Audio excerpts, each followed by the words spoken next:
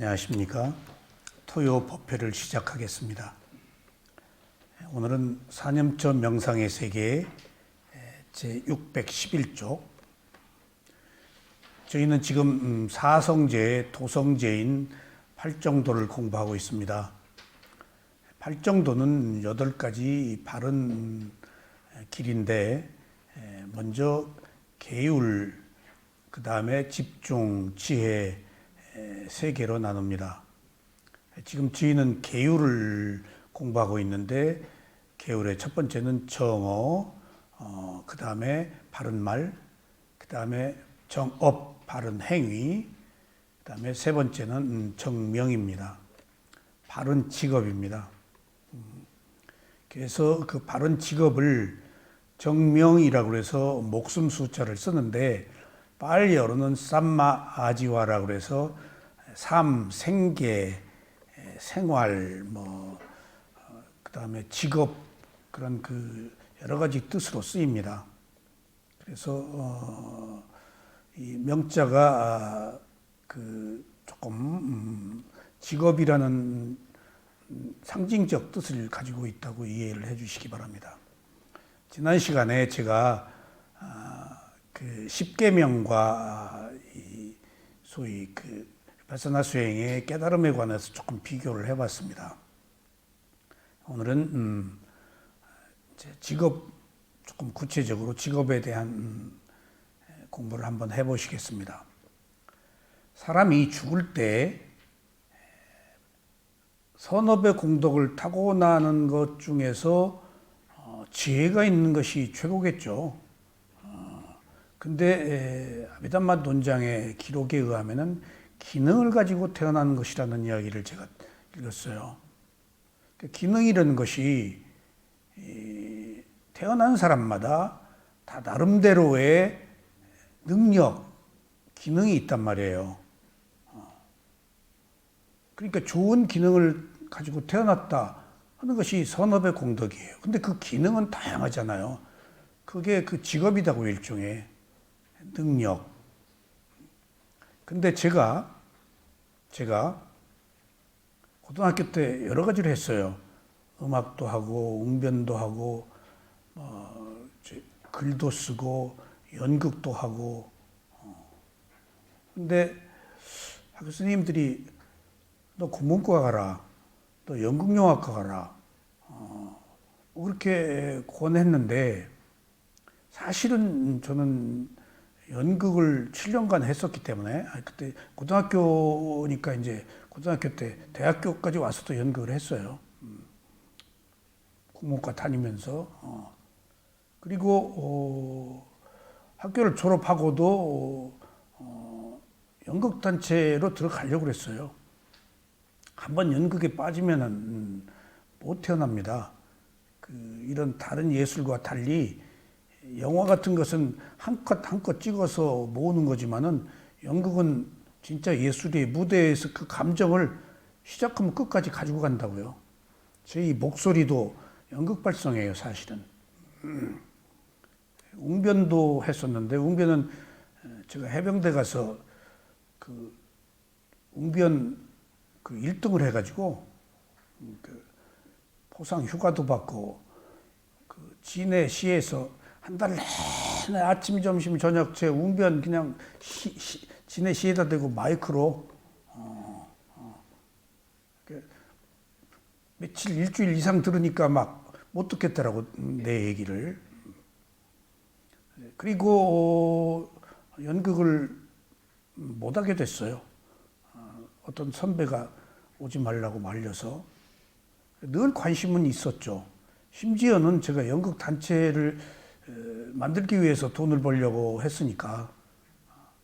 근데 이제 연극을 결국은, 그래서 나중에 국립극장 예술진흥회에 들어가서 거기서 이사도 하고 부회장도 하고 회장까지 올라갈 수도 있었지만은, 제가 그때 수행을 시작해서, 비파사나 수행을 시작해서 크게 직책에 관심이 없더라고요. 그래서 이제 중간에 물러선 격이 됐는데, 그때 이루지 못한 꿈 때문에 국립극장을 가게 된 것 같아요. 그리고 우리나라에 처음으로 판소리 장단에 관해서 책을 냈어요. 이효영 장관이 돈을 좀 주어가지고 문해진흥기금. 그 돌이켜 보면은 국립극장에 7개 단체가 있다고요. 그 예술가들을 우리나라 최고들이 모여 있죠. 다 상대를 해봤어요. 그런데 그리고 또 주위와 같이 있던 그 예술종합대학 그 연극 장동건이 또 학교 다니더라고. 바로 한 건물에 또 붙어 있었어요, 우리. 근데 많은 예술가들을 제가 보면서 느낀 바가 예술은 소질이 있는 거 가지고 안 돼요. 소질이 있는 사람은 즐길 수 있어요. 근데 거기서 뛰어나게 빛을 보는 사람은 소질의 의미를 벗어나야 돼요.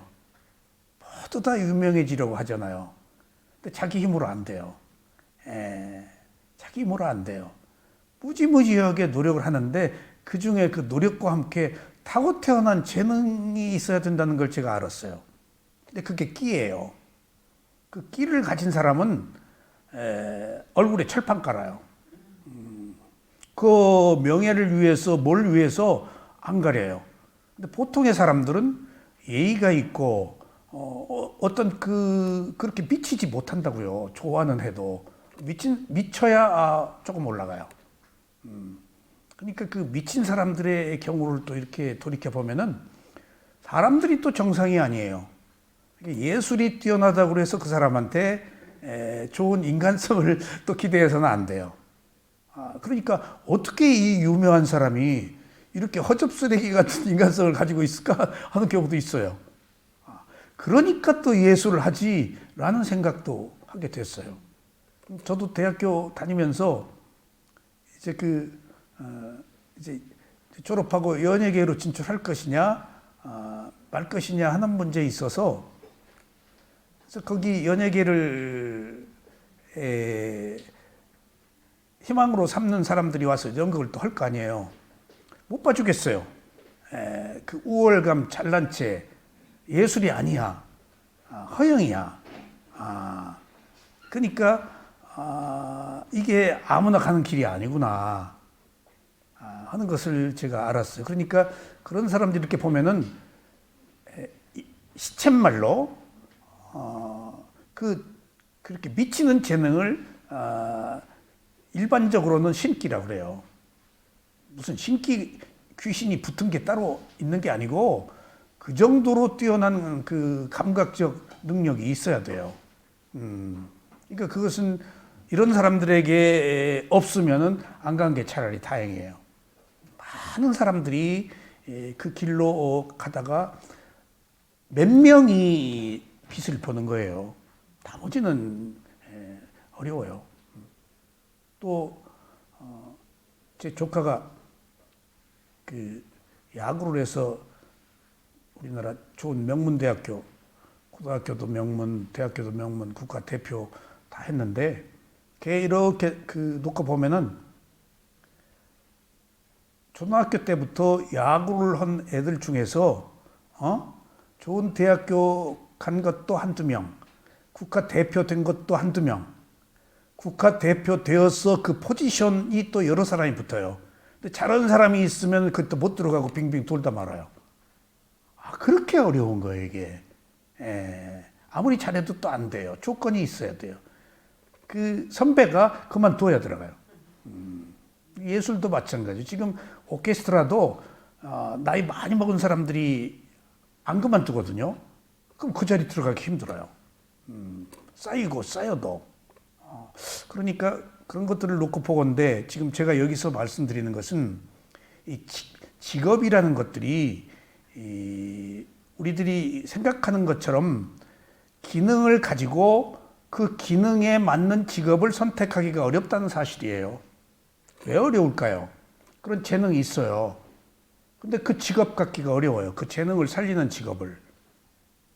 제가 삶의 경험입니다. 이건 경전에 기록되지 않은. 왜냐하면은 그 재능을 가지고 그 직업을 가져서 재능이 자기 직업과 맞다고 한다면은 조금 덜 헤매죠. 그리고 삶이 좀 윤택할 수 있죠. 그것도 좋아하는 것을 하기 때문에 힘들어도 다 수용할 수 있고. 그런데 엉뚱한 데 가서 그 재능을 살리지 못하고 엉뚱한 일을 하고 살잖아요. 정말이지. 재능을 가지고 태어나기도 힘들지만은 그 재능과 적합한 직업을 갖기도 어려워요. 그리고 그 직업을 가져서 꽃을 피우기도 어렵고. 그것이 쭉 돌이켜보니까 업인 것 같아요. 그러니까 어떤 재능을 가지고 태어났는데 그 재능을 살릴 수 있는 직업을 갖지 못한 것은 선업이 없어서 연결이 안 되는 거예요. 그럼 엄원대 가서 고생하면서 살아야 돼요.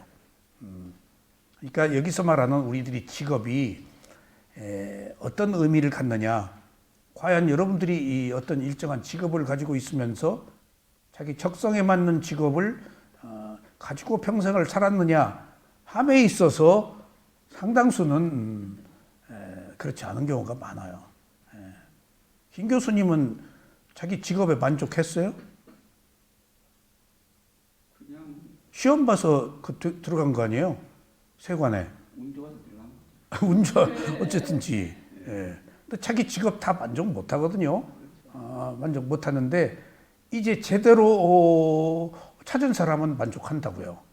가난해도 그냥 하고, 그러니까 이 바른 직업을 갖는다는 것이 여기서는 바른 직업이지만은 자기 기능과 맞는 직업을 갖기도 어렵고, 그것이 업이 가리기 때문에 어렵다는 것을 알았어요. 그러니까 선업이 없으니까 그런 것을 자산으로 타고 태어나도 개발을 못하는 거예요. 가로막는 거예요. 이게 제가 지금 여기서 말씀드린 것처럼 엊그제 문득 무슨 생각을 제가 했는가 하면은 제가 그렇게 잡다한 일을 했음에도 불구하고 뭐 훌륭한 문인이 되겠다, 훌륭한 음악가가 되겠다, 뭐 훌륭한 그 연기인이 되겠다, 뭐 그런 생각들을 간간히 했지만은 제가 문득 저를 한번 돌이켜 본 적이 있었어요. 문득 그런 그 호기심, 잡다한 능력, 그런 것들도 있었지만은 제 내면 깊숙이에는 또 다른 게 있었어요, 늘. 그 또 다른 게 제가 굉장히 점잖은 노신사가 되고 싶었어요. 이게 아무것도 아닌 얘기 같죠? 매우 점잖고, 그러니까 무슨 여기 명예나 무슨 예술적 기능이나 이런 거 없었어요.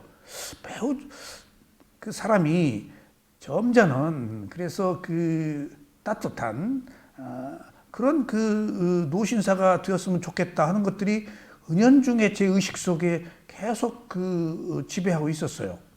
문득 제가 현재의 저를 이렇게 돌이켜 보니까 내가 점잖은 노신사가 되려고 그때는 점잖은 노신사라는 것들이 조금 고상한 거죠. 이렇게 뭐 특출하지 않고 그냥 초야에 묻혀 살아도 그냥 자기 삶을 평범하게 살아도 자기 삶을 충실하게 사는 사람 정도로 이해하면 되겠죠. 그다음에 도덕적인 사람이죠. 점잖다라는 것은 다분히 도덕적인 삶을 의미합니다. 돌이켜 보니까 내가 생각한 대로 온 거 아니야?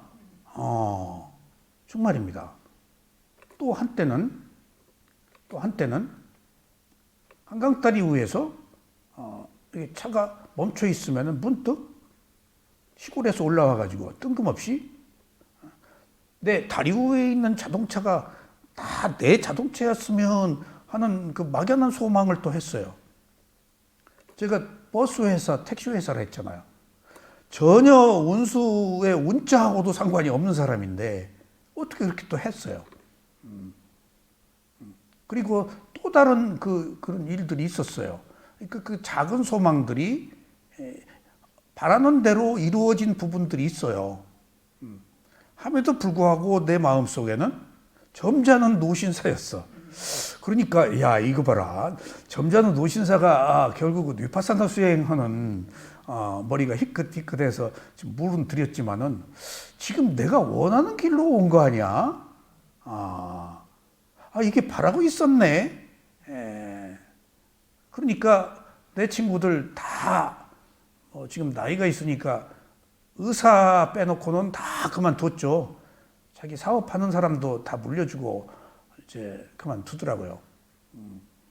근데도 이렇게 끝까지 계속할 수 있었던 것은 내가 이게 다 바란 것이었구나. 바랐으니까 좋아서 하죠.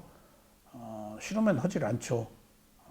그래서 우리가 바른 직업을 선택하기도 어렵고 또 바르게 살기도 어렵습니다. 그러니까 지금 그런 의미에서 직업에 대해서 한번 생각을 해 보셔야 되겠습니다. 그러니까 여러분들 아비담마 논장을 제가 지금 우리 아비담마타 쌍카가 아닌 다른 제가 논장 책을 읽을 때 공덕 죽을 때 이제 어떤 공덕을 받을 것이냐가 기능을 가진 사람이라고 했던 얘기에 정신이 팍 났어요. 우리는 사회적 지위, 명예 뭐 다 우러르는 그런 건데 기능이라고 딱 그러고 제가 시각을 바꿨어요.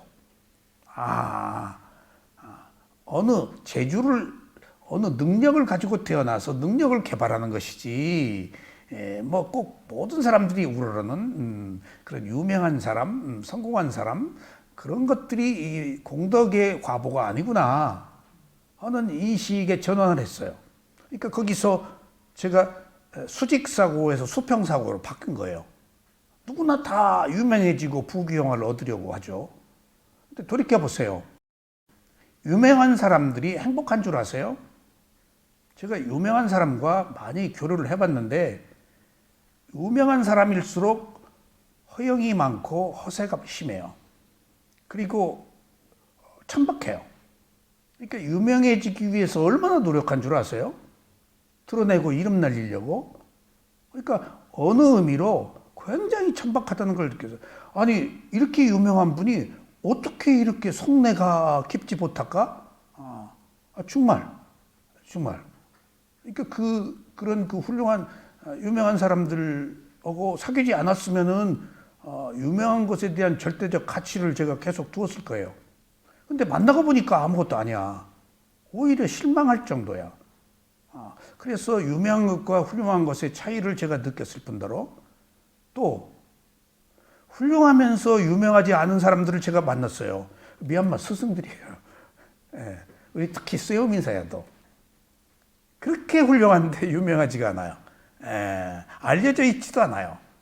그리고 너무 퇴락한 곳에서 그냥 빈민촌에서 그렇게 거기 뭐 하여튼 철길 옆이고 공항 옆이고 빈민가 옆인데 그런데 너무나 훌륭하세요. 87세에 만났는데 스승을 모시고 3년 동안 살면서 훌륭한 것과 유명한 것의 차이를 제가 그 스승을 통해서 알았어요. 철저히 계율을 지키시고 그리고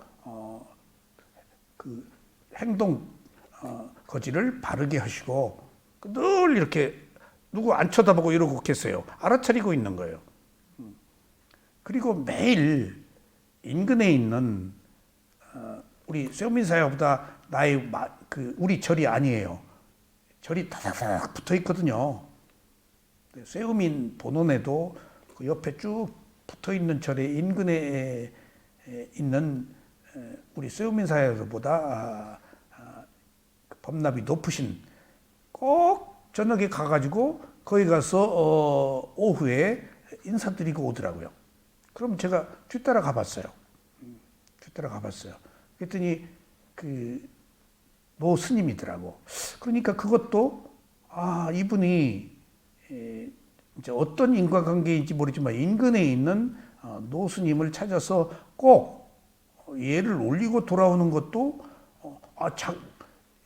자기가 87세인데 그런 것도 제가 매우 아름답게 봤어요.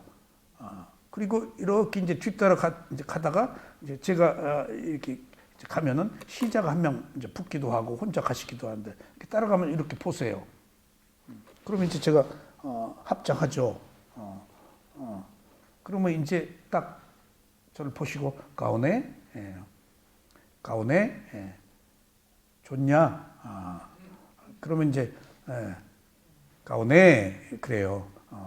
좋냐? 좋다. 가오네? 그럼 네, 좋다. 근데 시자가 옆에서 부르더니 가오네? 그러면 가오네 그러지 말고 가옹바데 그러라고 그랬어요. 왜 그러냐 그랬더니 똑같이 반말하는 거라고. 좋냐? 좋다. 가옹바데. 그래서 훌륭한 것과 유명한 것의 차이를 훌륭한 사람은 못 봤으니까 유명한 사람만 보고 유명한 사람을 봤는데 안 훌륭했다. 농담 아니에요. 아까 얘기한 그 문화부 장관 하시는 분도 그분 얼마나 훌륭해요. 그러니까 막 아주 날카롭고 분석적이고 뭐 한데 만났는데 이제 늘 만나면 나는 몇 마디 얘기도 못 하고 그냥 듣기만 해야 돼. 워낙 자기 이론이 많으니까. 어쨌거나 기능을 가지고 태어난 것이 공덕발을 받는 건데 실제 그런 기능을 가지고 태어나도 그 기능을 살지 못하고 우리가 살고 있다. 그것을 가로막는 게 업이지 않겠는가 하는 생각을 들어요. 그러니까 바른 선업이 있으면은 그런 쪽으로 가죠. 그런 쪽으로. 그러니까 여러분들 직업이라는 것 지금 정명 이것이 바른 생계, 바른 삶의 수단, 바른 생활인데 바른 직업이 그런데 이게 쉽지 않다는 것.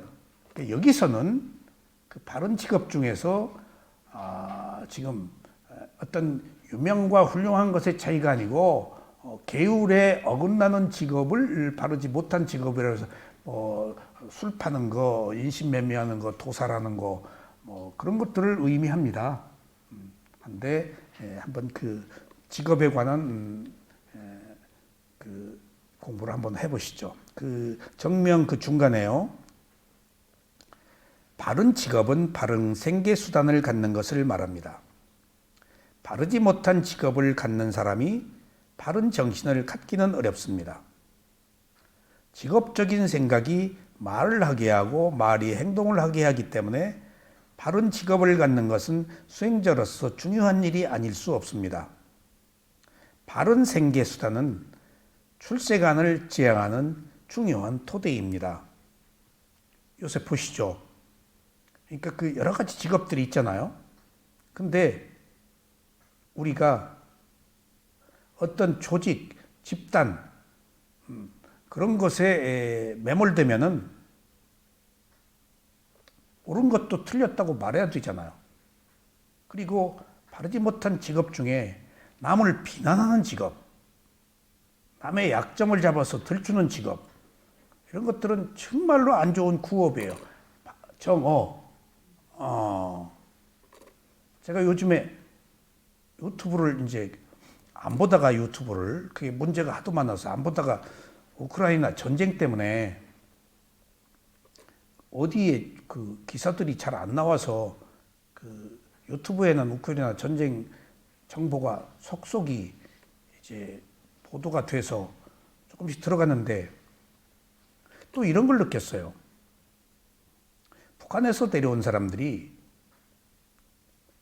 유튜브 하나씩을 다 가지고 있어요. 그런데 이제 탈출에 대한 그 과정, 한국 정착한 거, 거의는 인천공항이었더냐, 국정원에서 어땠느냐, 하나원에서 어떻느냐 하는 그 동일한 내용들이지만 중국에 가서 그 고생한 거, 어떤 사람은 인신매매 다 해가지고 중국 남자하고 살다가 도망 나왔다, 보내줘서 왔다, 여기 살다가 또 찾아간 사람도 있더라고, 여권 내가지고.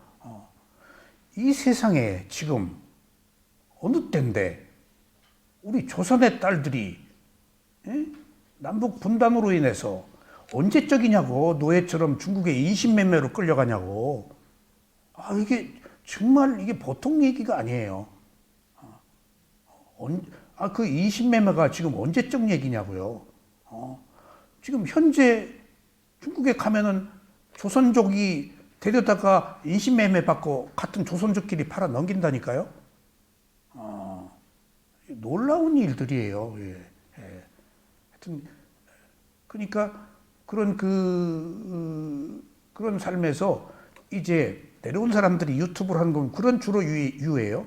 근데 조금 식자들, 저쪽에서 엔티들, 강한 사람들은 그렇게 정부를 비난해요. 조금 우리가 이 정부를 비난하는 것은 조금 할 수도 있지. 그러니까 내려왔다고 그래서 비난을 하지 말아야 된다는 것도 없어 또. 내려와서 살기도 바쁜데 여기 와서 이데올로기에 또 함몰돼 가지고 극단적으로 그 정부를 비판하는 내용을 가만히 보면은 할 수도 있어요. 노골적으로 그렇게 까는 것을 보고 참 대한민국 좋다 하는 것을 느꼈는데, 제가 이 이야기인즉슨 한 사람이 누구를 비난할 때 인식의 문제거든요. 정말 비난은 하지 않는 게 좋아요. 비난할 것이 있다고 해도 하지 않는 게 구업을 짓지 않는 것이에요.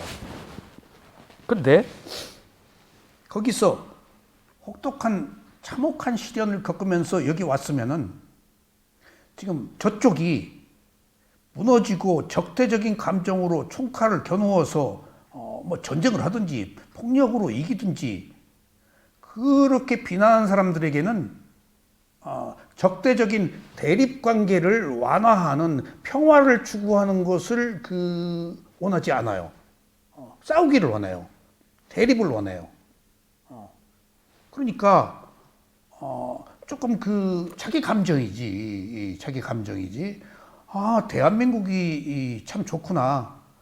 그리고 우리는 다 사람마다 견해가 다를 수 있겠지만은 소금 놈이 물킨다고 우리가 상호 화해, 설린, 평화 그런 것들은 끊임없는 이해와 노력, 그리고 교류, 대화 그런 걸 통해서 가능해지거든요. 국제관계에 있어서도 적대적으로 나가는 것은 싸움이에요. 지금 우리는 싸우기 위해서 하는 게 아니고 이해하고 받아들여서 뭔가 평화를 얻기 위해서 하는 거거든요. 이 수행이. 그런 입장에서 보면은 저쪽에서 당한 사람들이 여기 와가지고 계속 그렇게 비판적 견해의 각을 세우는 것은 자기 한풀이야 또.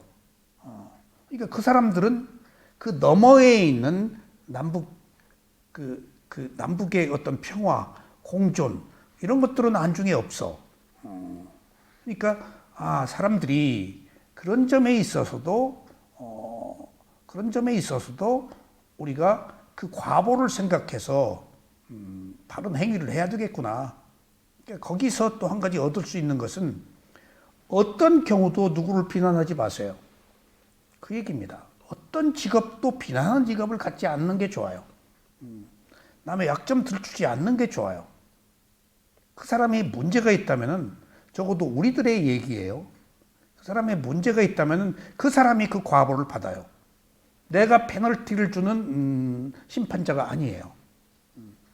나는 이해하고 노력한 사람이에요. 나는 내 청정을 위해서 살아야 돼요. 근데 남을 비난하면 내 청정이 없어져 버려요. 그리고 그런 사람들을 이렇게 딱 보면은 안 좋아요. 인상이. 분노에 차 있고 매우 공격적이고 자기 내면의 평화를 이루지 못한 사람들이에요. 여기 평화를 얻으러 와서 할 일도 많은데 또 각을 세워서 맞서고 하는 것들이 조금 안타깝더라고. 안타깝더라고. 그러니까 지금 여기서 그 직업 중에 뭐 어쩔 수 없이 그런 직업을 가질 수밖에 없었지만은 그래도 그 어떤 직업을 가졌더라도 바르게 행동하면 돼요. 누군가가 그것은 해야 되겠죠. 그것을 넘어서 자기 감정을 기입하고 자기 직업의 본분을 떠나서 배타적이고 죽이려 들고 자기 힘을 발휘하면은 그것은 좋은 직업을 가지고도 바른 직업을 갖지 못한 것이 됩니다. 오히려 그 힘을 가진 직업이 남에게 고통을 준다면은 그게 바른 직업이 아니죠. 여기서 말하는 바르지 못한 직업의 문제를 떠난 이야기예요. 바른 직업이었다 하더라도 남에게 피해를 주고 그러면은 그건 바른 직업이라고 할 수가 없습니다. 한 기본의 도덕적 문제. 그래서 개정회가 필요한 거예요.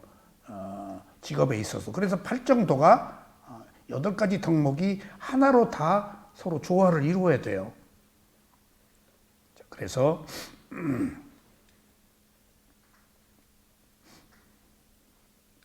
직업적인 생각이 말을 하게 하고 그거 했죠.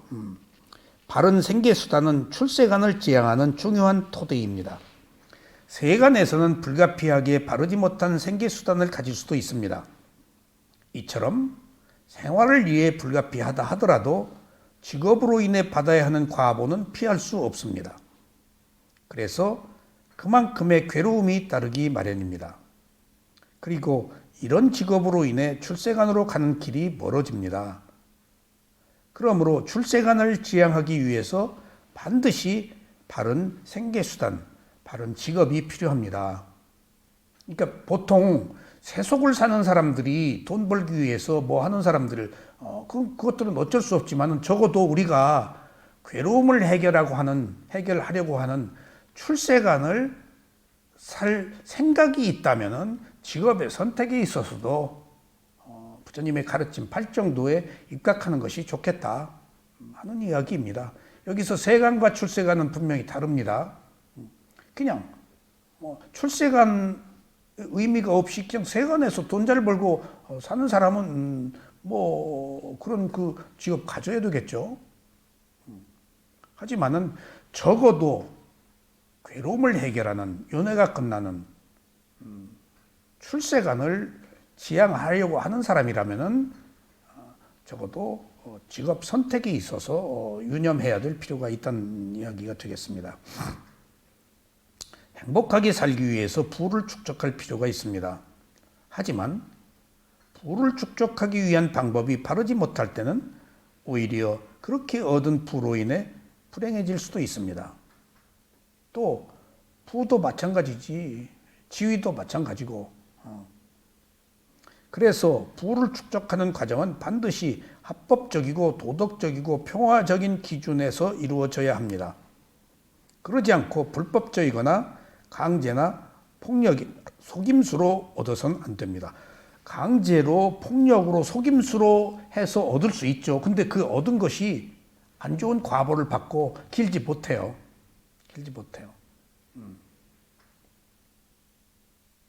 어떤 상황에서도 다른 사람들에게 괴로움을 주는 행위로 부를 얻어서는 안 됩니다. 부당하게 얻은 재물은 오래 소유하지 못합니다. 그뿐만 아니라 잘못된 방법으로 얻는 부는 고스란히 자신에게 고통으로 돌아오기 마련입니다. 그러므로 부의 기준을 알고 부의 기준을 많고 적음에 둘 게 아니라 바르고 바르지 못함에 두어야 합니다. 여기서 제가 공익장에 있는데 제가 문화학교를 하면서 그 연극반을 만들었어요. 그 이제 무용반도 만들고 그리고 애들 발레학교, 초등학교 그 예중 다니는 애들도 와요. 우리한테 공익장이니까. 근데 연극반 만들으니까 의외로 배우 지망생들이 많이 오더라고요. 그래서 내가 국립 단장이 이제 지도하는데 물어봤어. 조금 문제가 있길래 내가 좀 충고를 해주느라고. 제가 연극을 했었기 때문에. 그랬더니 뭐라 그러는가 하면은 요새 아이들이 예술을 위해서 연극하는 게 아니고 다 유명해지기 위해서 연극한다. 그래서 어떤 차이가 있습니까? 그랬더니 유명병에 걸리면 허용이요. 그게 배우다 뭐다가 그 배우가 자기가 배역을 받아서 한 것이지 그 배역이 자기가 아니거든. 대신 연기한 거야. 근데 자기로 알고 있다고. 그 주인공이 자기인 줄 착각하고 있어. 그러니까 허영에 빠져 있는 거예요. 배역일 뿐이에요. 연기일 뿐이야. 그걸 구별을 못해. 그래서 뭐가 차이요? 그랬더니 야 울어. 그럼 막 운대 그 자리에서. 그러니까 아무나 못하는 거야. 야 울어. 근데 여러분들이 막 울 수 있어요? 이게 여기서 끼가 필요하다는 거예요. 그러니까 철판 깔아야 돼요. 자존심 없어야 돼요. 그럼 거기서 못 올라가요. 정말. 뭐 커피 심부름이 아니고 구두라도 닦아야 돼. 뭐 그냥 뭐라도 기어야 돼. 유명해지기 위해서. 그 예술과는 좀 달라요. 그러니까 그건 노력과도 또 다른 거예요. 그런 것처럼 우리가 바른 것과 바르지 못한 것, 그러니까 많고 적음, 부의 많고 적음의 기준이 아니고 바르냐 바르지 못하느냐, 한 인간성을 상실하느냐 상실하지 않느냐, 매우 도덕적이냐 그렇지 못하느냐 하는 것에 기준이, 합당한 기준이 있어야 된다고 우리들이. 그러니까 그것에 도덕적 기준이 있어야 되는데 거기에는 도덕적 기준이 없으니까 속이고 강탈하고 폭력으로 빼앗고 해서도 만족을 느끼잖아. 더 중요한 사실은 그렇게 얻은 사람이 얻은 것을 즐기는 줄 알아요? 못 즐겨요. 못 즐겨요. 얻으면 더 불안해요. 얻으면 더 불안해요. 그러니까 유명한 배우들이 한번 유명해졌다가 그 배역 또 받는 줄 알았어. 이름 없이 또 사라지잖아요. 얼마나 많은 그 연예계 지망생들이 올라가서 분화비처럼 반짝도 못하고 사라지는 사람들이 한두 명이에요. 그런 것들을 위해서 우리가 지금 그런 허영, 그런 명예, 그런 유명함을 위해서 목숨을 걸고 산다고요. 그런 직업을 선택하려고. 그런 조금 거품, 포말 같은 것들이 지금 출세관을 지향하는 우리들의 입장에서 보면 얼마나 허망한 것이며 얼마나 의미가 없는 것인지를 우리가 한번 새겨야 돼요. 정말입니다. 여기 어떤 제 고등학교 후배가 수소문을 해서 저를 찾아왔는데, 근데 어떤 누가 저한테 연락이 왔어요. 우리 동문 중에 이상한 사람 두 사람이 있는데 하나는 나대. 나를 이상하게 봤어. 하나는 나대. 그래서 내가 이상하냐 그랬더니 우리가 너를 좀 이상하게 본다. 미얀마가 중대서 그런가? 아니 나 바르게 보는 줄 알았더니 바르게 안 봤어. 그때 너 이상하게 본다. 또 하나 이상한 사람이 하나 있는데 너 찾아갈 거다. 그래서 어느 날 왔어. 가서 한두 시간 얘기를 했는데 어디 진주 어디 산대. 뭐. 근데 여기를 자주 온대. 나를 잘 알고 있대. 뭐 글을 읽어서. 그러더니 아들이 아이돌 한대. 아이돌 때문에 여기 와 있대. 그러니까 아들이 아이돌을 하는데 그 대화 한두 시간 속에 아이돌 얘기가 한 10번도 더 나왔을 거야. 뭔 얘기 하다가 또 아이돌 얘기가 나와. 그러니까 아이돌만 미친 게 아니고 부모도 미쳤어, 아이돌에. 근데 이름 들었는데 뭐 이렇게 안 유명한지 뭐 그렇게 얼마나 많은 아이돌들이 지금 연습을 하고 있는데 그 중에 하나 올라오기가 힘든가 봐. 근데 그런 것을 보고 내가 이상한 사람 둘 중에 하나였다는 사실도 나도 깜짝 놀랐고 또 나와 같은 이상한 사람이 조금 뭔가 정신세계를 추구하는 사람 같아. 그 사람이 나를 찾아와서 나와 동료지. 이제 두 명의 아이돌을 이상한 사람이니까 아이돌 얘기를 계속 그게 영광스러운 거야. 아이돌을 위해 살고. 그래서 조금 이상하긴 하네. 내가 이상하긴 하네. 나도 누군가가 이상하게 봤다면 그 또한 이 사람도 이상하네. 예. 이게 이제 가치관의 문제 이게. 그러니까 우리가 이 시대가 그 유명한 것 그런 것에 허영에 빠져 있잖아요. 전부 허영이에요. 그게 비참합니다. 착각하고 있는 거예요. 그 유명한 사람이 자기가 배역인데 나로 알고 있는 거예요. 영화 주인공이 배역이었는데 나로 알고 있는 거예요. 이게 얼마나 큰 착각이에요. 정말 그런 겁니다. 우리 삶이 이렇게. 그래서 발정도의 8가지 덕목을 우리가 조금 이해하면은 이제 헛된 허영에 빠진 삶이 아닌 진실한 삶을 살 수 있을 겁니다. 그래서 바른 생계수단은 단지 직업에 국한하지 않습니다. 첫째, 행위에 대해서 올바른 것이어야 합니다. 행위에 관해 올바른 것은 직업인으로서 바르지 못한 행위를 해서는 안 되는 것을 의미합니다. 근무 시간에 열심히 일을 하지 않고 다른 일을 하거나 게으름을 피워서는 안 됩니다. 또 근무 시간을 속여서 보고해서도 안 됩니다. 실제 뭐 수당 때문에 다 하는 거 아니에요? 그런 것들이 다 자기 속이고 있는 거예요. 바른 직업을 했더라도 바르지 못한 삶을 사는 거예요. 그래서 발정도가 다 함께 아우러져야 돼요. 자기 이익을 위해 회사에 손해를 끼쳐서 안 되며 회사의 물건을 훔쳐서도 안 됩니다. 오직 자기가 맡은 일을 부지런히 양심적으로 할 때 직업인의 올바른 행위라고 할 수 있습니다. 사실은 여러분들 우리가 일제 36년 짐승처럼 학대받고 착취당하고 살아와서 우리들의 심성이 짐승과 같이 사납고 교활해졌거든요. 지금 남북한 대치도 그 연장선상에 있어요. 세상에 남한이나 북한이나 극단적인 면과 공격적인 면에 있어서는 에너지가 같아요.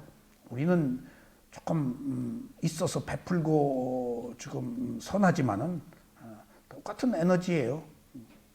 정말입니다. 북한 사람이 오는 사람이에요. 똑같단 말이에요. 근데 그 이후에 우리는 지금 얼마 전까지도 도둑질이 얼마나 심했어요. 직장에서나 뭐 남의 물건 훔쳐가는 거, 소매치기 얼마나 심했어요. 근데 이제 부를 축적하니까 그런 것들은 적어도 없어졌단 말이에요. 근데 북한은 온통 뇌물, 온통 도둑질. 통일돼도 그것도 걱정이야. 얼마나 시간을 가지고 그것을 그 습성을 버리게 할지. 그러니까 이게 식민지 그 근성이 1, 2세대에 바뀌는 게 아니에요. 우리도 모르게 노예화돼 있어요. 난폭하고 짐승처럼 학대받아가지고 짐승과 같은 그 사나움과 날카로움을 또 가지고 있어요 우리가. 정말입니다. 그냥 모이면 물어뜯고 싸우고 비난하고. 그러니까 그런 것들을 볼 때 지금 우리가 상당히 좋아져서 그나마도 빨리 우리들 의식 속에 저장되어 있는 잘못된 그 습관들 그런 것들을 좀 개선할 수 있겠구나. 지금 이제 도둑질 없잖아요. 물건 훔쳐가는 거.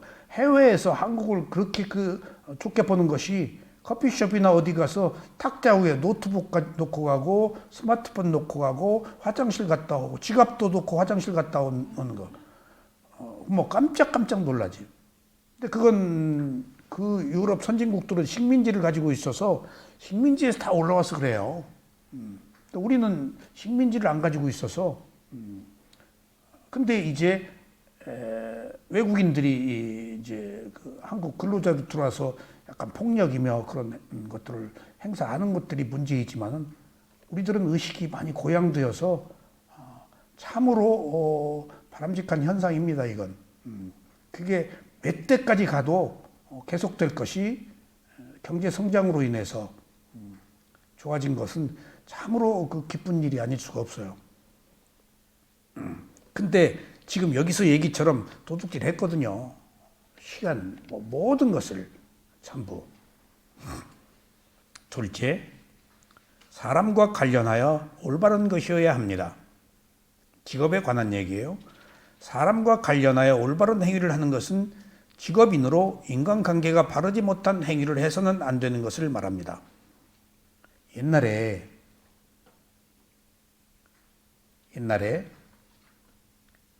그렇게 어디 좋은 회사에 납품할 때 납품한 사람들이 그 회사 직원들의 밥이거든. 종속적 관계로 그랬다고요. 근데 그것을 깨허문 게 삼성이었어요. 삼성 사람들이 페이를 많이 주었잖아요. 그리고 아마 무슨 지시가 내려갔는지 이제 납품한 사람 비즈니스 할 때 누구 만나잖아요. 반드시 이쪽에서 내게 돼 있는 돈을 삼성 직원이 낸다 그래요. 그래서 굉장히 회자됐어요. 아름답게. 삼성은 안 얻어먹는다. 그러니까 그런 것들이 이 땅 위에 싹을 틔운 것들이에요. 그리고 우리들에게 친절이 없었거든요. 친절이. 근데 제일 먼저 큰 백화점이 어디 생겼죠?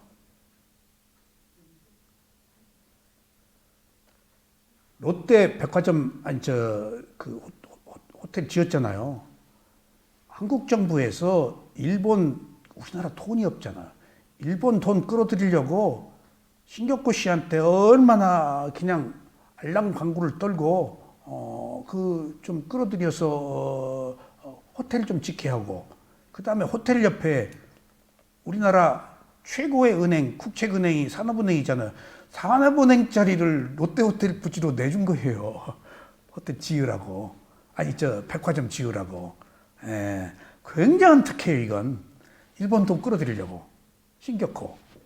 그래가지고 호텔 짓고 무슨 행사가 있었을 거예요, 그때. 대한민국에. 국제 행사가. 백화점을 지었네요. 근데 그때 신세계 미도파 백화점은 있었지만은 일본이 지금 서구화된 선진 문명이었잖아요. 그때만 해도. 그 백화점을 처음에 저는 기억이 생생해요. 백화점 딱 문을 열을 때 쭉 도열해서 딱 이렇게 어서 오십시오. 어서 오십시오. 그것이 우리 사회에 매우 신선한 충격을 줬어요. 그때부터 백화점의 친절이 그로부터 시작됐어요. 다 서서. 그러니까 절 받으려고 아침 일찍 문 열 때 거기 가서 한 사람도 있어요. 한번 보려고. 우리 사회가 경험하지 못한 것들이에요. 다 그런 작은 변화를 통해서 하나씩 우리 의식이 다 바뀌기 시작한 거예요. 그런 작은 변화들. 그러니까 이런 것들이 이제 돌이켜놓고 보면은, 좋아지게 돼 있었구나. 우리가 선했기 때문에. 그리고 지금 해외에 무기 많이 파는, 지금 유명한 회사들이 나중에 보니까 그 회사가 삼성 거였대. 지금 하나 게 아니고. 근데 삼성에서 반도체 만든 사람이 폭탄 만고 탱크 만들고 하면 안 좋잖아, 이미지가. 그래서 한화로 지금 팔았어요, 그냥. 삼성 회장하고 하나 회장하고 교분이 좀 있었다고 그러더라고. 준 거예요. 그러니까 이미지가 안 좋으니까. 한화는 어차피 폭약 만드는 데니까, 탱크, 미사일 만들어도, 괜찮지만은. 그러니까, 삼성에서 저렇게 다 털을 닦아놓고 기술을 연마해가지고, 그래가지고 저것들이 저렇게 유명해졌구나. 이렇게 좀 넘어간 것도 또 자연스럽고, 뭔가 될성 부른 것들이 잘 돼가고 있는 조짐들이 많이 보여요. 정말.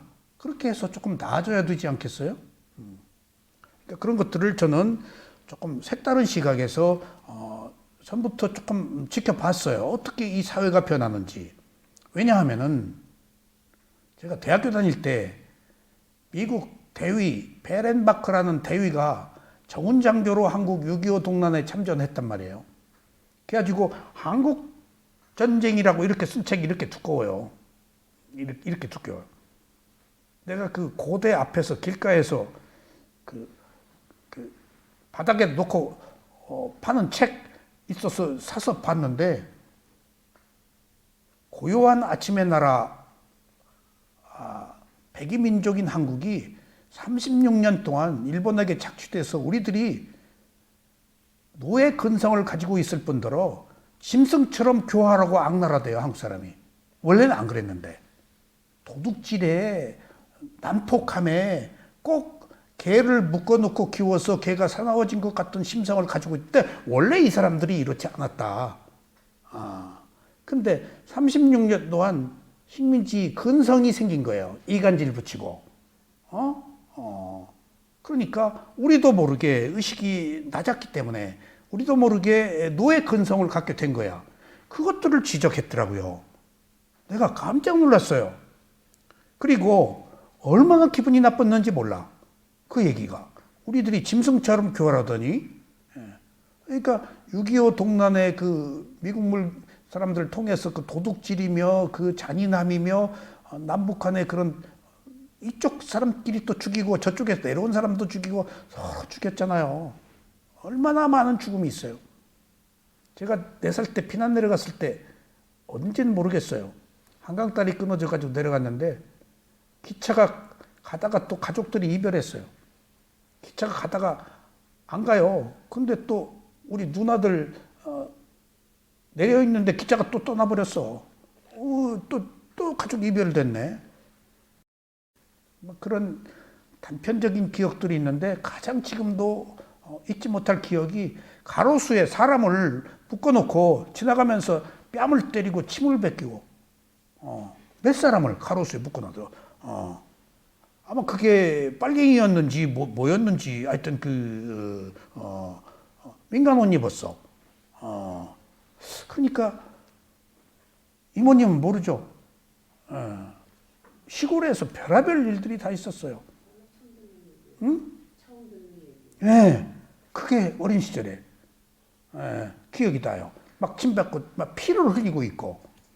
그러니까 막 찔러 죽이고 뭐하고. 그러니까 그 6.25 전쟁의 그 참혹함을 미군 정훈장구들이 봤겠지. 동족 상잔의 이 비극적 문제들을. 지금 아프리카 동족끼리 싸우고 있는 것을 지금 우리나 똑같아. 우리는 안 싸우고 있어요? 어리석잖아. 아니, 저 사람들 왜 그래, 어리석게. 남 얘기하지 마요. 우리가 그러고 있다고요. 물론 이런 것들이 열강의 힘에 의해서 분단될 수밖에 없었고, 미국은 계속 우리 편이 아니었었습니다. 일본이 힘이 있었기 때문에 일본을 우방으로 생각했지. 요새는 조금 바뀌었겠지. 우리가 힘이 생기니까. 자기 힘을 가져야 돼요. 정말입니다. 대통령이 한국 처음 오는 거 이거 간단치 않은 일입니다. 지금 엄청난 문제들이 있어요. 지금 여기에. 왜냐? 한국 무기 자꾸 달라고 그러는데 지금 안 주잖아요. 천궁, 신궁 이거. 근데 제브린은 미국 지금 무기 재고가 바닥났어요. 재고가 있는데 하도 주니까 미국이 기본적으로 소유해야 될 그 제브린 지금 없는 거야. 그러니까 이제 한국 보고 자꾸 주라고 하는 거예요, 지금. 그래서 지금 우크라이나에서 러시아로 쏘고 있는 게 한국제 신궁이에요. 벌써 쏘고 있어요. 러시아 때문에 안 준다고 그랬는데. 슬로바키아로 보내서 우회적으로. 아마 그런 그 시쳇말로 그런 한국이 힘이 있으니까 미국 이제 못 준다. 러시아는 쓰러뜨려야 되겠고. 그러니까 우리가 힘을 가지고 있기 때문에 이제 세계 최고의 나라도 우리한테 이제 지금 협상하러 오는 거예요, 지금. 그런 걸로 봐서 너무나 참혹하게 오랫동안 우리가 고통받고 살았는데 정신 차리고 조금 좋은 때가 오기를 우리도 기대해야 되겠습니다. 그러니까 그 나토에 그 통신 그거 가입한 것이 간단치가 않아요. 나토 회원으로 가입할 수는 없어요. 근데 나토 통신 그에 가입을 했어요. 그래서 엊그제 깃발 세계 각처의 탑뉴스로 그게 나토의 통신. 그럼 나토가 한국 통신을 왜 해줬을까? 그 자기들 그 연합. 세계의 모든 해커들을 막는 기술이 한국에서 개발됐어요. 누구도 그걸 뚫을 수 없는 양자 기술이라고 그러더라고. 미국도 그걸 못해요. 중국하고 러시아가 계속 뚫거든요. 그럼 전쟁이 일어나면 뚫어버리면 마비돼요. 전산이. 한국이 어떤 해커가 들어와도 못 뚫는 그 기술을 개발했어요. 그러니까 유럽에서 허겁지겁 막 일본은 그거 가입하려고 계속해도 노도 했는데 그럼 와달라고 그래서 마지못해서 갔는데 간 것이 좋은지 안 좋은지는 모르겠어요. 왜냐하면은 중국과 러시아가 극단적으로 한국 이제 반대편에 섰다라고 이제 확인했기 때문에 어쨌거나 그건 뭐 정치적 문제이기 때문에 제가 보기에 뭐 그 정도로 우리들의 위상이 좋았구나.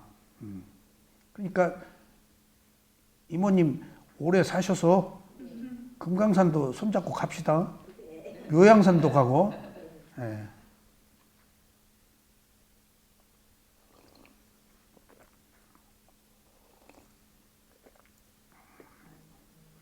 자, 걱정하지 않으셔도 되겠더라고. 왜냐하면 비행기가 기름이 없어 연습을 못해, 북한은. 그리고 군인 얘기 들어보니까 7년간 근무했는데 자기가 쏜 총알이 12발밖에 안 된대. 한국에 와서 물어보니까 몇백 발이라고 그러는데 총알이 돈이잖아. 그러니까 그 돈이 북한이 없으니까 사격 연습을 못 한대. 비행기 연습을 못 한대. 그러니까 참, 자, 그래서 이 외국에서 한국을 보는 것이 옛날부터 겸손한 나라, 도덕적인 나라, 정의 많은 나라 다 그렇게 표현을 해요. 그러니까 그 정이 있으니까 도덕적인 거예요. 정이 있으니까 겸손한 거예요. 그리고 해외에 가서 우리가 착취하려고 하지 않고 다 돕잖아요. 그 나라를 위해서. 아프리카, 뭐 남미, 콜롬비아, 뭐 이런 다 정직하게 UN 평화유구주로다. 그러니까 세계에서 각 나라 사람들이 한국이 국제적인 위상 그런 것들을 다 보고 있다고. 가서 그 좋은 결과. 중국은 가서 막 착취하고 뭐 깃발 꽂고 뭐 노예화하고 하는데 우리는 안 그렇단 말이에요. 그러니까 우리가 정이 많고 도덕적인 덕목 때문이에요. 근데 이 위파사나도 조금 많이 보급이 돼야 하는데 위파사나가 안 되네, 이게. 가장 도덕적인 위파사나가. 되고 있습니다. 어쨌든지 우리가 그런 선근 공덕을 심자고요. 아셨죠? 지금 우리 청광법사님이나 탐마키티 스님이 여기 와서 법문하시는 것도 그 불모의 한국 땅에 와서 부처님의 가르침을 새로 펴는 거예요. 이게 전에 없던. 얼마나 좋아요. 얼마나 진실하고 얼마나 바르고.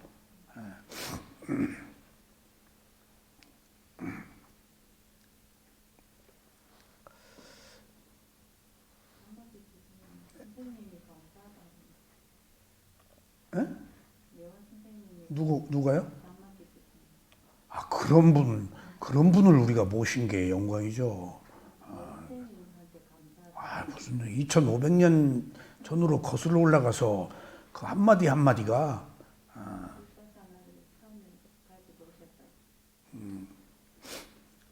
자, 경영자는 직원에게 역량에 맞는 일을 하도록 해야 합니다.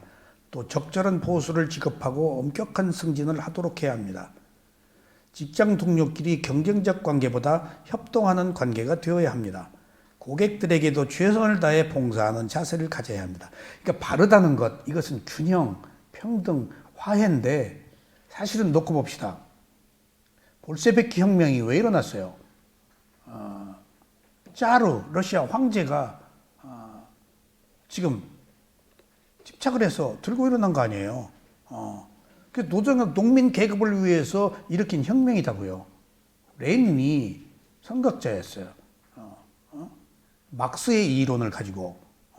근데 노동자 농민을 위한 그 정권이 지금까지도 노동자 농민은 허구고 어떤 특권층, 권력, 집권자들을 위한 지금 삶이잖아요. 그래서 이미 붕괴했다고요.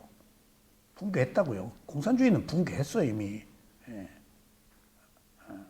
함에도 불구하고 의식이 이미 러시아가 붕괴했음에도 불구하고 그럼에도 불구하고 의식이 미치지 못해서 또 푸틴의 그 술수에 넘어가서 또 찍어주고. 그러니까 이렇게 민중은 우매해요. 민중은 그것도 업의 조건이야. 예. 아직 때가 안 된 거야. 그 공산주의 다 몰락하고 지금 북한 저것들은 좀 공산주의도 아니에요. 저건 뭔 주의야, 저거. 김일성주의야. 세상에 저런 그 국가가 어디 있어? 북한 그냥 얼마나 한국이 나쁘게 소개되었는지 아무리 이쪽에 온 사람들이 얘기해도 듣지를 않는데 다 거짓말인 줄 알고 얼마나 철저히 세뇌됐으면은. 그러니까 참 그것들을 저는 큰 시각에서 놓고 보면 업으로 봐요. 그 또한 겪어야 될 업이야. 어쩔 수 없어요. 그렇지 않으면 답이 없어요. 업이 아니면 답이 없어요. 왜 그래? 몰라, 누구도. 업 때문에 그래. 그럴만 해서 그랬어. 그러니까 우리가 여기서 중요한 사실은 업이라고 받아들이는 것이 매우 위험할 수도 있고 매우 바람직할 수도 있는데, 업사상을 제가 계속 말씀드리지만은 이미 불가피 온 것은 받아들이고 업이니까. 그리고 지금 이후의 미래는 살아온 대로 살지 말고 새로 살자는 이 양면적인 업의 적용이 필요하다고요. 어쩔 수 없는 것은 받아들이고 지금 이후의 문제는 어쩔 수 없다고 그래서 그대로 살지 말고 새롭게 바꾸는 업을 만들자는 얘기예요, 지금. 이게 위파사나 수행이에요. 위파사나 수행은 그런 양면성이 있어요. 온 것은 업이니까 받아들여. 못 바꾸니까, 형성된 거니까. 근데 지금 새로운 것은 내가 생성하니까 새로 만들자고요. 그겁니다, 지금. 받아들이고 새로 만들고. 이것이 우리들의 사명이에요. 받아들여서 그대로 가지 말고 받아들여야 돼요. 받아들이지 않으면 새로 생성을 못 해요. 일단 받아들여서 여과해야 돼요. 그래야 이 고요한 마음, 참신한 마음, 도덕적인 마음으로 새로운 탑을 쌓을 수가 있어요. 안 받아들이면 새로운 탑 못 쌓아요. 그 잔재, 그 흔적으로 살고 있기 때문에. 그러니까 우리들이 갖고 있는 이 12연기나 위파사나 수행이 불가피한 것은 받아들이고 새로운 것은 새롭게 만들자는 얘기입니다. 그러니까 그 고정관념으로 답습하지 말고 새롭게 만들자고요. 새롭게. 모든 그 견해, 모든 생각, 모든 행동을. 자, 셋째는 대상물과 관련하여 올바른 것이어야 합니다. 대상 물건과 관련하여 올바른 행위를 하는 것은 직업인으로서 거래를 하는 물건에 대해 바르지 못한 행위를 해서는 안 되는 것을 말합니다. 사업상 고객과 거래를 하는 물건은 정확하게 제공해야 합니다. 허위로 광고로 상대를 속여서는 안 됩니다. 상품에 표시된 양이나 질에 관한 것이나 유통기간을 속여서도 안 됩니다. 이상 세 가지 조건이 바르게 충족되어야 바른 생계수단을 갖는 것입니다. 그러니까 옛날 저울 속이는 거, 그 다음에 쌀 대박으로 다 했잖아요. 대박에 결을 입혀요. 입힌 것과 안 입힌 것이 쌀 용량이 줄어요. 그리고 수북이 더 달라고 그러죠. 그럼 이렇게 올려요. 이렇게 올리는. 근데 엄지손가락을 집어넣어요. 대 속에 얼른 안 보이게 쓱 집어넣고 싹 올리고, 그리고 이렇게 하면서 약간 흔들어요. 이게 테크닉이에요. 사람 몰라요. 흔들고 그 얘기를 내가 다 들었어요. 대박에 시커먼 결을 입혀. 그것이 나중에 하루 동안 되로 하는 것, 손가락 하는 거, 이게 다 싹 고봉할 때 수평을 안 깎고 깎을 때 싹 더 가운데는 깊게 파. 깎은 거야. 그런 그 눈에 보이지 않는 그런 테크닉, 속이는 거, 다 그러고 살았다고요, 우리가. 정말 그러고 살았어요. 여러분들 월남 갔다 와서 우리가 돈이 생겼지, 우리나라 돈이 없었어요. 특히 6.25 전쟁 나서 누구 농수산부 장관 누군가가 토지 개혁을 했잖아요. 토지 개혁을 이쪽에서는 성공이라고 봤어요. 근데 어느 다른 측면은 토지 개혁을 실패로 보기도 해요. 자본이 없어져 버렸어요. 여기 저기 다 학교, 무슨 부산 동아대, 서울 성신대, 뭐 중대, 뭐 어디 전부 전라도 사람이 세운 학교예요. 고대. 땅에 지주는 전라도였거든. 학교를 세울 땐 동아대학교도 전라도 사람이 세운 거예요. 어디 전부 전라도 사람이 세운 거예요. 지주들이 거기 있었으니까. 그러니까 지금 그렇기 때문에 지금 그러다가 이제 자본이 없어지니까 건물 하나를 못 짓는 거예요. 건물이 없었어요. 그 건물이 제대로 된 건물이 어디 있었는 줄 아세요? 중앙청 앞에 미국 대사관하고 그 두 개 건물죠. 하나 자기들이 갖고 하나 한국에 줬어요. 똑같이. 그 최고 건물이었어요. 그 다음에 이런 호텔도 우리 호텔을 지을 돈이 없었어요. 솔직히. 그때 현대건설이 이제 보수를 많이 주고 이제 하나 했지. 전부 월남 가서 미국 사람한테 배운 기술입니다. 그리고 우리 돈이 없으니까 호텔을 지을 돈이 없는데요. 그래서 시청 앞에 무슨 호텔이 있죠? 한화에서 지은 호텔이 있어요. 도쿄 호텔이었나? 저쪽 도쿄. 예? 반도 호텔은 그 롯데로 줘버렸어요. 조선 호텔도 넘어갔어요, 3사. 아니 근데 일단 그 바로 시청 앞에 그 그라운드에 그 일본 돈 갖다 진 거예요. 프라자. 옛날에 프라자 아니었어요. 일본 돈으로 지은 거예요. 제가 그때 어떤 건물 관계로 전부 돈이 없었어요. 우리나라 제일 먼저 반포에 AID 아파트가 아파트 효시요. AID 자금으로. 그렇게 돈이 없었어요. 정말로 세계 100몇십 개국 GMP가 함에도 불구하고 참 노력을 해서 우리들이 지금 현재 이르렀지만은 그러니까 우리들이 그런 그 참담한 보릿고개가 있는 그런 세월을 보냈다는 거 여러분들 꼭 기억하셔야 돼요.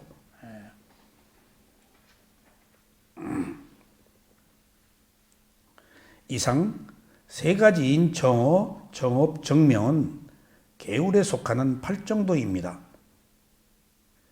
이때 계율은 세 가지의 절제를 의미합니다. 절제는 삼가하는 것입니다. 왜 계율에서 자꾸 국뽕이 나와요? 하여튼 단군 이래로 좋은 때가 왔어요. 이렇게 국방력과 경제력이 좋은 때가 세계적으로 지금 그러니까 우리들이 이제 물질 문명에 빠져서 그 감각적 쾌락을 즐기지 말고 정신 문명을 함께 강화해야 돼요. 물질이 풍요해지면 정신이 퇴폐해져요.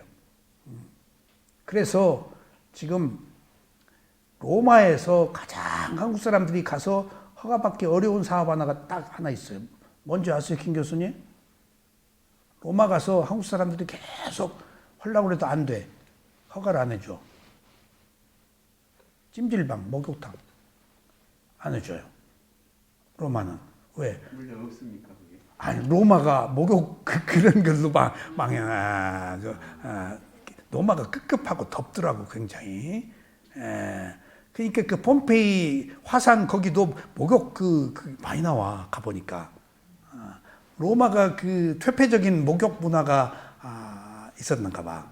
그러니까 그 로마 패망이 그걸 하는가 봐. 가이드가 그러더라고.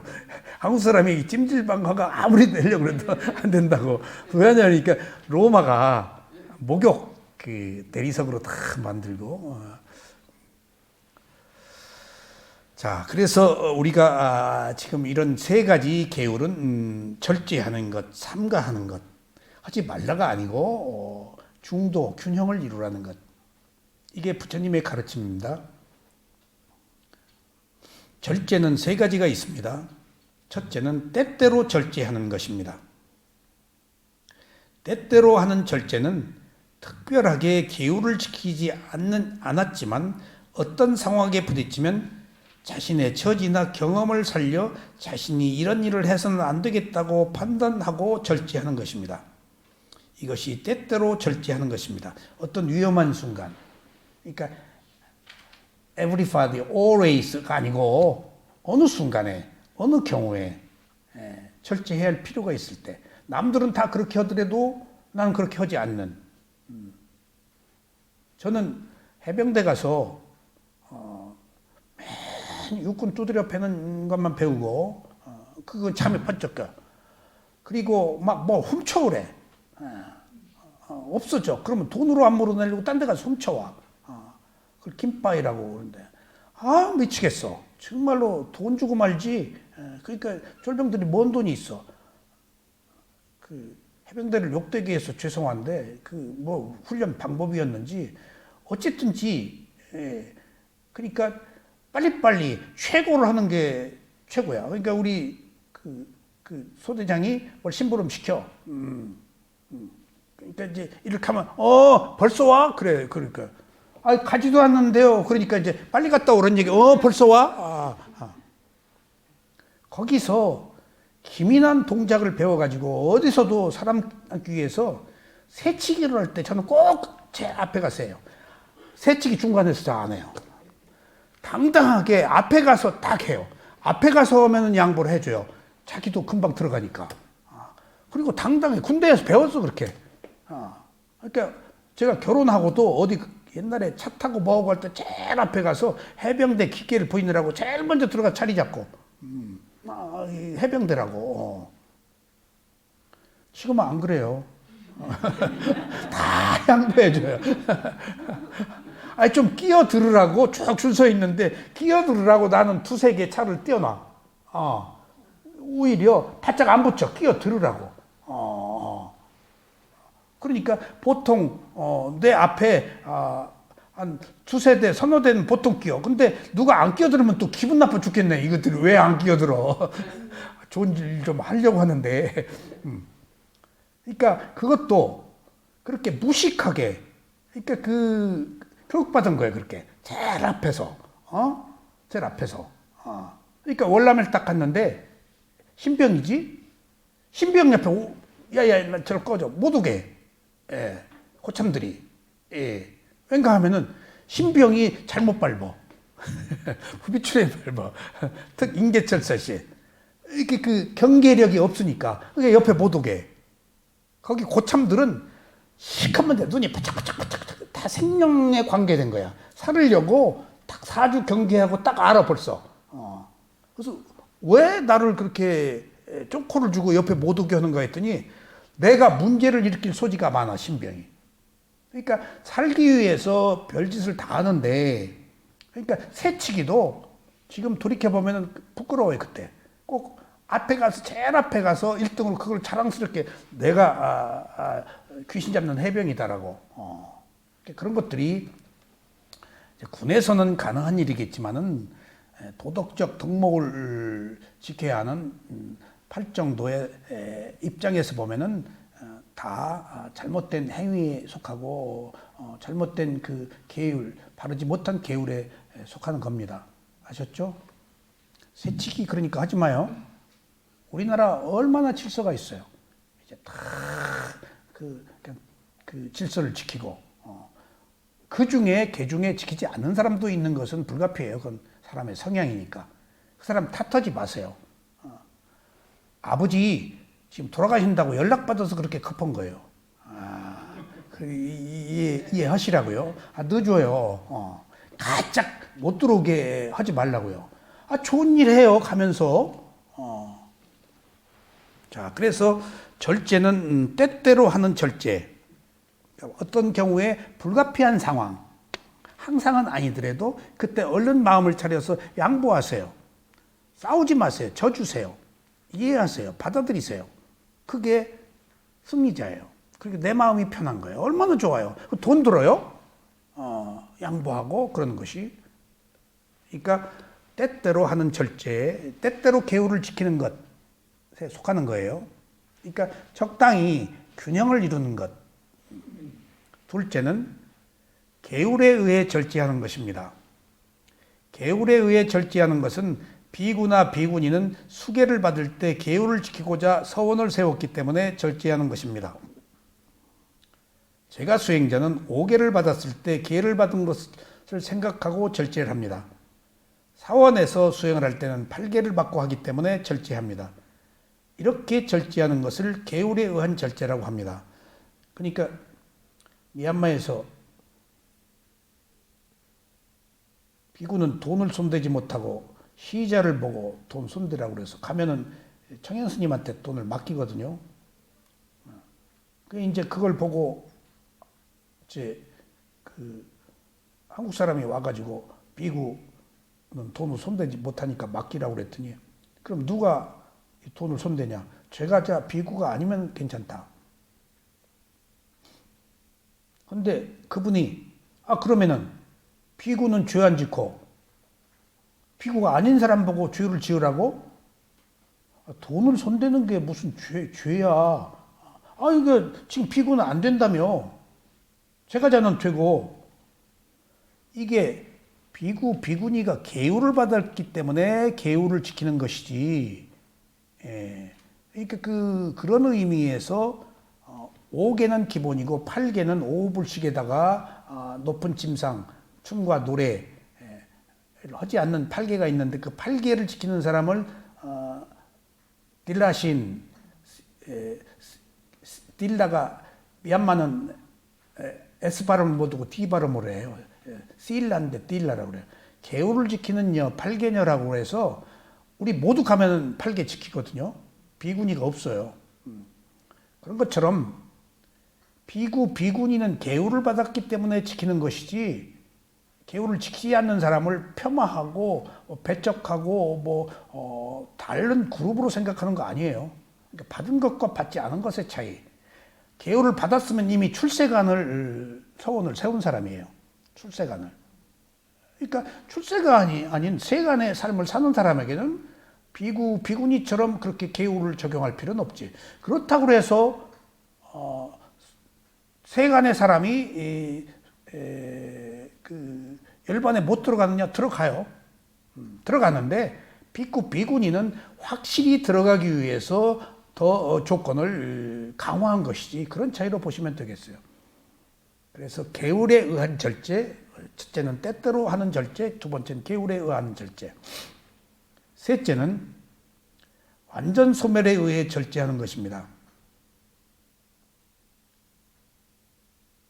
완전한 소멸에 의한 절제는 도가를 성취한 성자가 모든 번뇌를 예의였기 때문에 계율을 어기지 않는 것입니다. 번뇌가 완전하게 소멸했기 때문에 스스로 절제하는 것을 완전한 소멸에 의한 절제라고 합니다. 이제 이 얘기는 무슨 말인가 하면은 우리가 알아차리잖아요. 우리들의 알아차림은 행위를 일으키는 거잖아요. 그럼 행위를 일으키는 알아차림은 두 눈 알아차림이에요. 두 눈 알아차림. 근데 두 눈 알아차림을 거듭하다 보면은 무슨 알아차림이 생긴다고?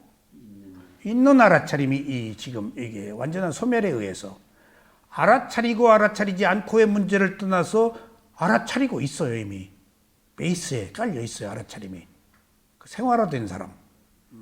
그러니까 우리가 계속 알아차려야 되는 이유는 알아차림이다 아니다 할 것도 없이 지혜로 믿음으로 알아차려져 자연스럽게. 그걸 완전한 소멸이라고 그래요. 그래서 우리들이 알아차림에는 두 눈 알아차림, 두 눈이 아니에요. 장기 두다, 바둑 두다. 두 눈 알아차림은 알아차림을 일으켜서 행위를 하는 거예요. 그러니까 깨어서 대상을 지켜보는 거예요. 그러면은 알아차리는 행위 자체가 선한 행위이기 때문에 삿된 것이 안 붙어요. 그래서 알아차림이 얼마나 위대한 덕목인지 몰라요. 깨어서 각성된 상태예요.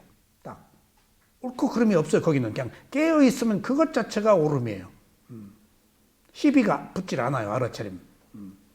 그러니까 깨어서 대상을 지켜보는 행위이기 때문에 그렇게 하면 이제 자연스럽게 무상고무화해가 지혜가 생겨서 덧없음과 괴로움과 무아라는 나의 것이라고 할 만한 것이 없다는 것을 알아서 집착이 끊어진 상태에서는 두눈 알아차림이 있어요. 그러니까 부처님 같은 분들, 아라한들은 있는 알아차림이 생긴 분들이에요.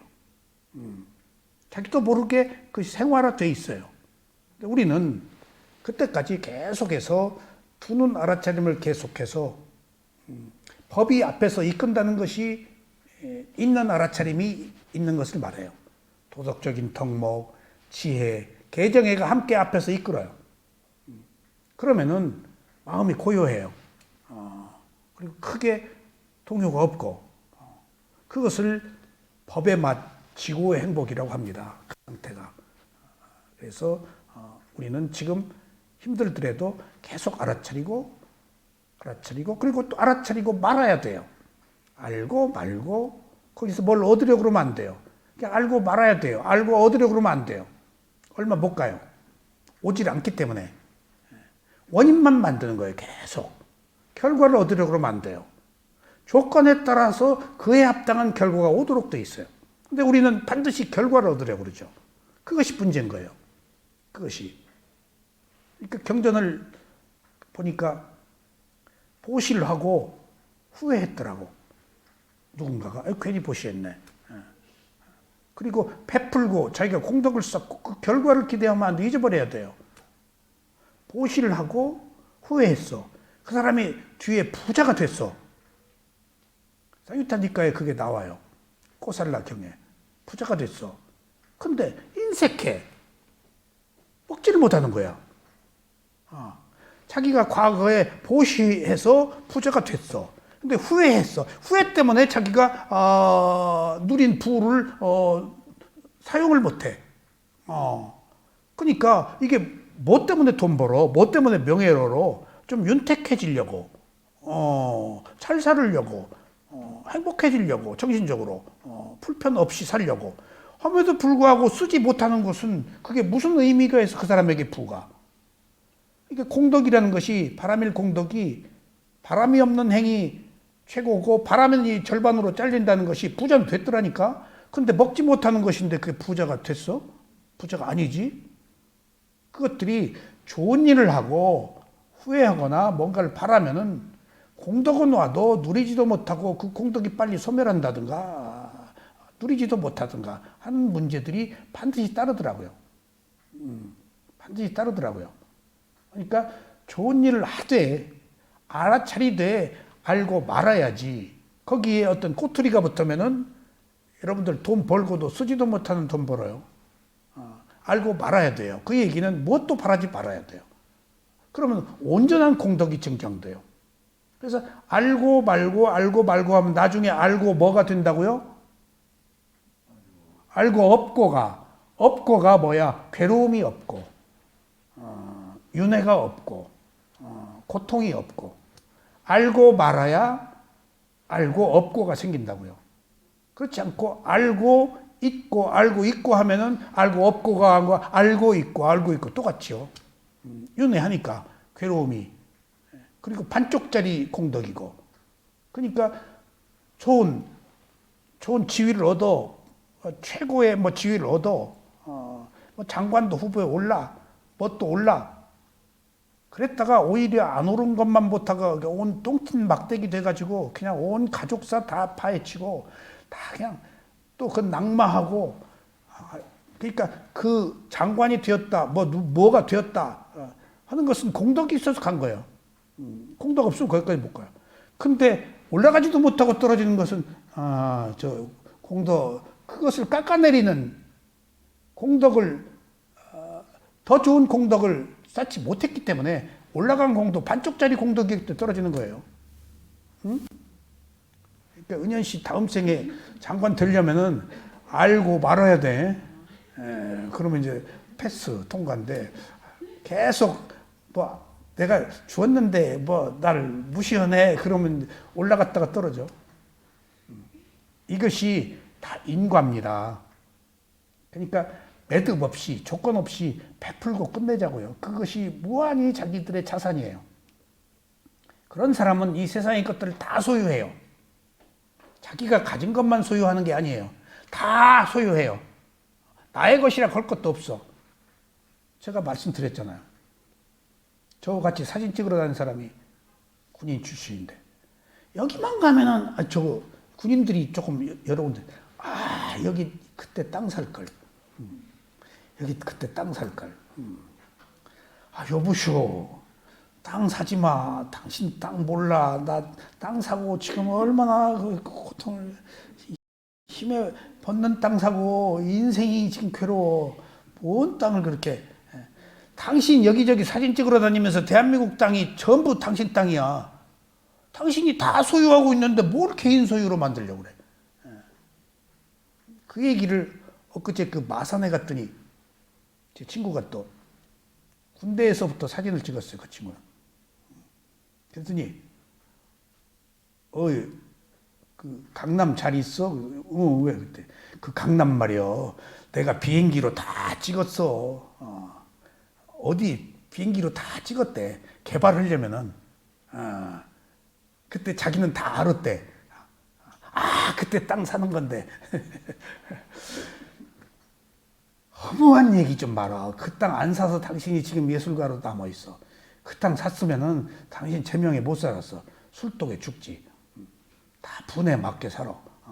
근데 사람들이 자기 분수를 모르고 터무니없는 것, 그 터무니없는 그 부를 바란다고. 그게 다 독인지 모르고 알맞아야 돼요. 그래서 여기서 말하는 계율과 절제가 왜 필요한가? 나를 살리기 때문에 이것이. 아셨죠? 우리가 알맞게 삽시다. 자, 감사합니다.